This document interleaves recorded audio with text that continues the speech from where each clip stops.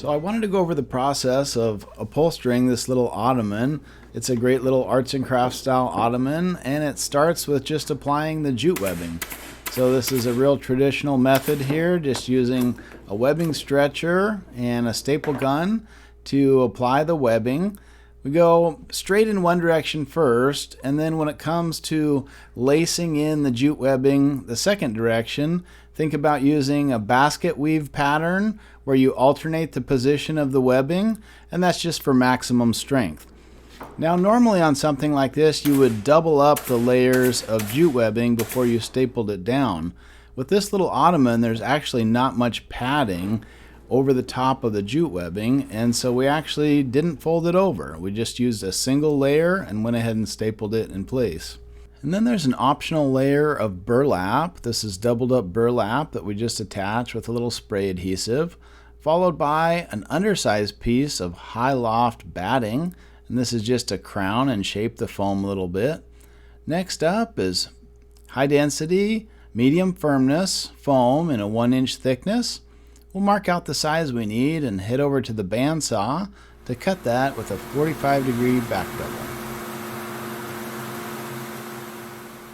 It's amazing how well the foam cuts with a standard bandsaw blade, and we can just get nice clean bevel cuts on that.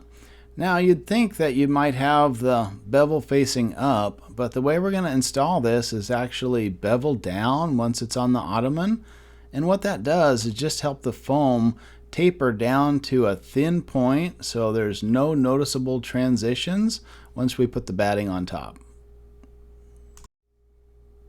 So we'll cut a piece of batting to fit over the whole ottoman, leave it a little oversized for now, and trim around the corners.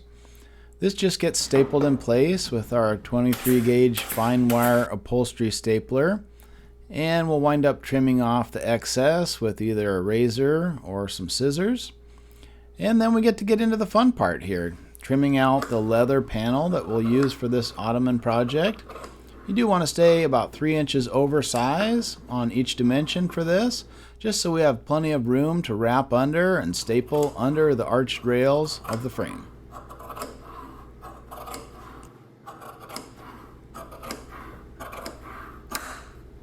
So we'll work in the cardinal directions here as we stretch a little bit of the slack out to get a couple staples started on each end of the cushion, and then fold one corner back. And here's the nerve-wracking part where you need to convince yourself that it's okay to cut down on the diagonal at about a 45-degree angle towards each leg post. And what you want to do is just check frequently to make sure that you don't overcut this, but in actuality, you need to snip very close to the edge of that leg on the inside corner for this to lay right. What you'll find is that if you don't snip it far enough, you'll get a little puckering effect on the inside corner of the leg. Check that and convince yourself that no, you need to cut a little bit further, and just go 1/8 of an inch at a time, nipping that away until you're convinced that you can get it to lay right. Fold the dog ears back and trim away any excess. You may need to come at this a couple times to make sure that you've trimmed away enough, but you want to leave about a 1/2 inch of extra material there so things are invisible once you tuck them in at the corner. You can go ahead and use a regulator or other smooth object to begin tucking things in place, and then just get a staple or two on either side of the corner.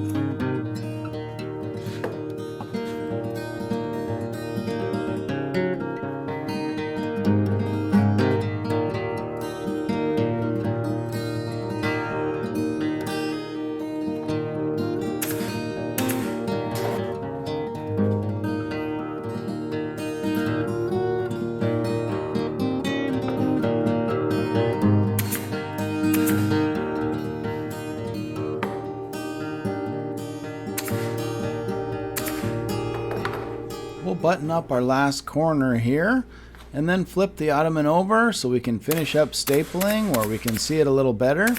After that, you can just trim off the excess with a safety razor, and it's on to Deco Tacks. We've selected pyramid shaped Deco Tacks on this.